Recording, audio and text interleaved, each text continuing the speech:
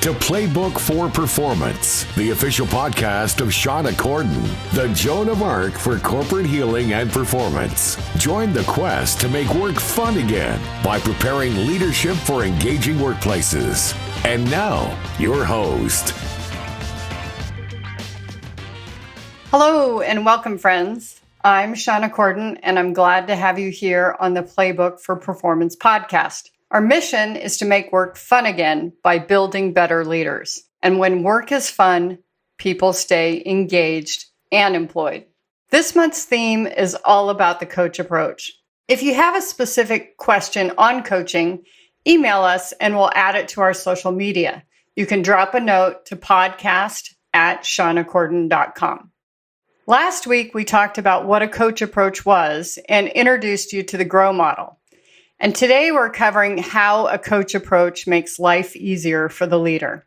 So just to recap what coaching is, it's partnering with clients on an equal level to maximize their personal and professional potential. Coaches don't act as a subject matter expert, so they're not mentoring, consulting, or advising, and we're equals working towards the client's goal.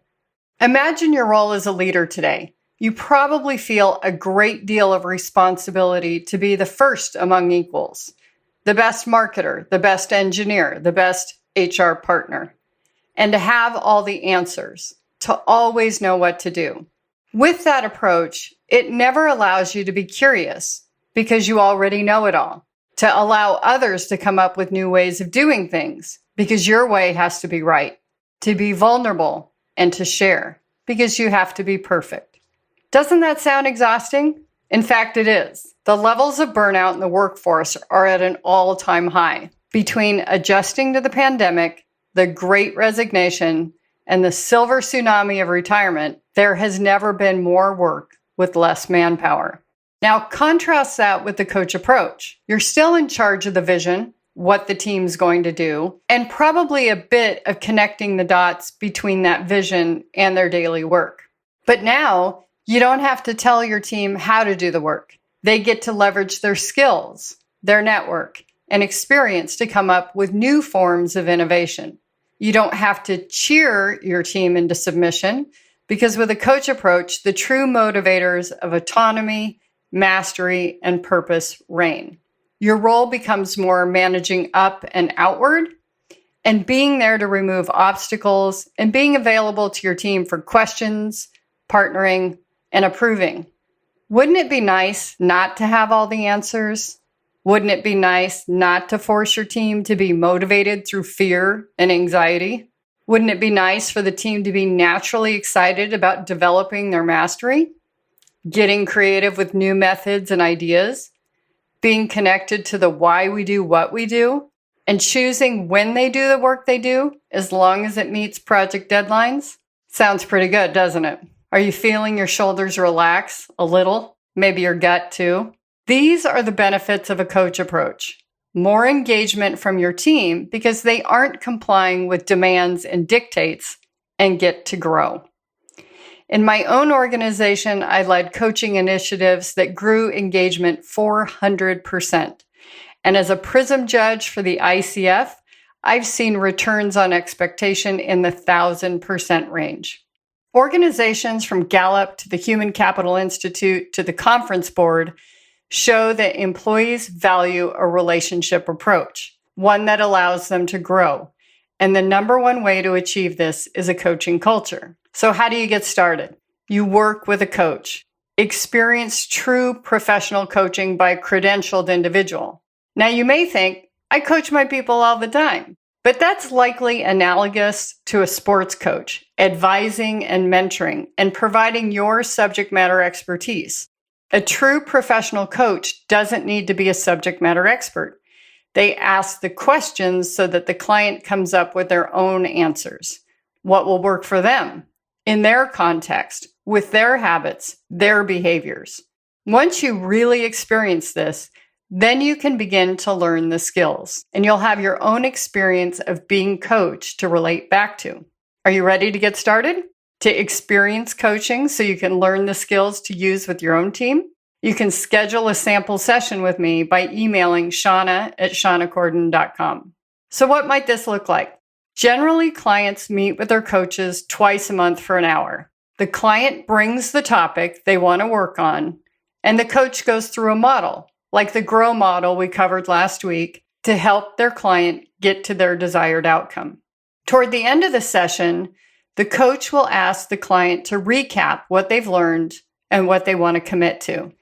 Then, at the beginning of the next session, the coach may ask for an update on how their committed actions contributed to their goal achievement, or if they need to tweak their approach.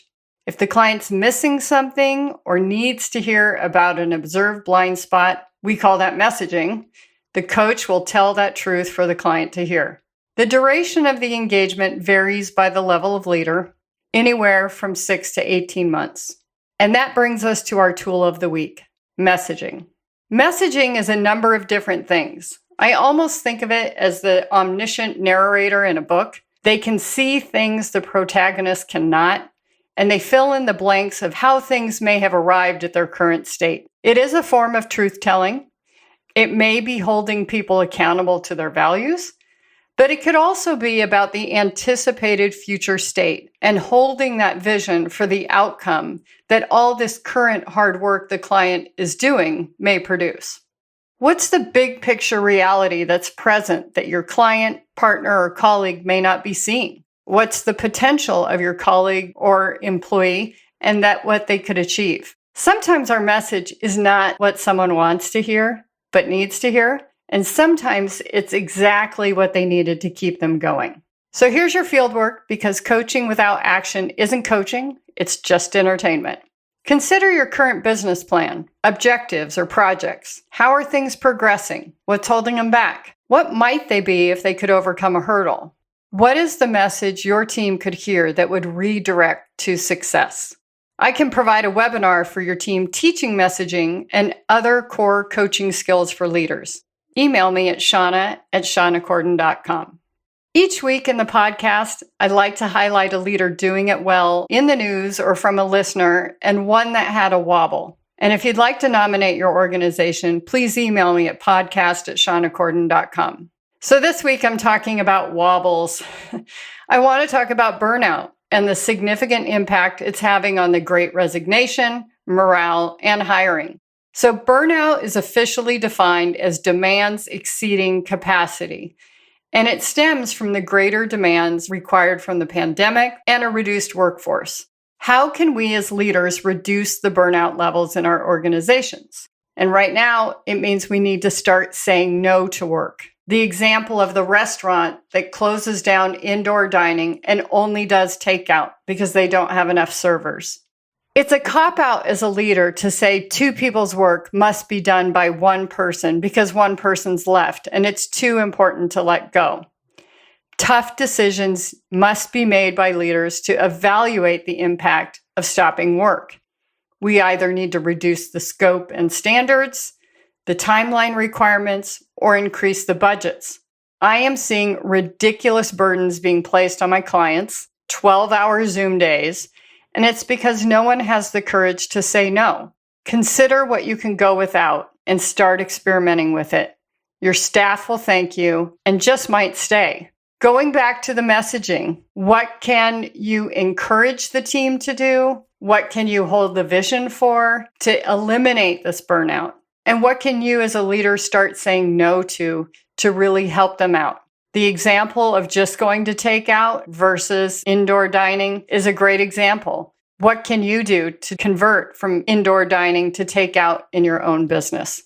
If you like this podcast, please subscribe, give us a rating, and tell your friends. If you'd like to hear more about a topic that would make your work fun by improving the leaders in your organization, please drop us a line at podcast@shaunacorden.com. And until next week, take good care.